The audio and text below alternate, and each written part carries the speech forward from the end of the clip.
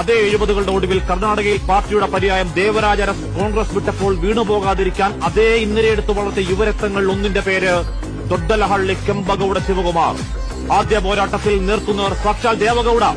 ദാവീദും ഗോലിയാത്തും കളിയിൽ കേവലം 23കാരന്റെ ചോരത്തിളപ്പിൽ ഗൌഡ അന്നേ വിറച്ചു വീഴാനൊരുങ്ങിയതാണ്. അന്നു മുതൽ ഇന്നുവരെ സോണിയാഗാന്ധിയോട് സംസാരിച്ച് മുഖമൊന്നു വാടാതെ സിദ്ധരാമയ്യയുടെ മുഖ്യമന്ത്രി കസേരയ്ക്ക് പിന്തുണ പ്രഖ്യാപിക്കുന്ന DK ശിവകുമാറിന്റെ കോശങ്ങൾ ഓരോന്നും കോൺഗ്രസാണ്. പാർട്ടിയാണ് പ്രാണവായു.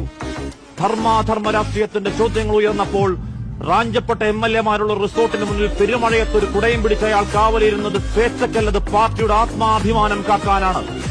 വർഗീയ ബജരംഗങ്ങളെ നിരോധിക്കുമെന്നൊരു പൊള്ളുന്ന മുദ്രാവാക്യം ആർജവത്തിലുയർത്തി എതിരാളിയുടെ മടയിൽ കയറിയ വജ്രമൂർത്തിയുള്ള മേധാശക്തി DK ആണെങ്കിൽ കന്നഡ മണ്ണിൽ ശിവകുമാറിന്റെ അധികാരവാഴ്ച അങ്ങേയറ്റം ആധികാരികം.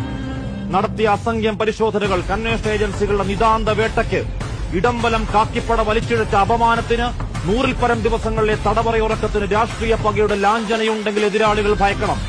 പുതിയ മുഖ്യമന്ത്രിയുടെ അധികാരമേറൽ മാത്രമല്ല, ശ്രീകണ്ഠീരവയിൽ ആരവത്തോടെ തുടങ്ങാൻ പോകുന്നു ഒന്നും മറക്കാത്ത കനക്കുരിയിലെ കരിമ്പാറയുടെ ശിവതാണ്ഡവകാലം.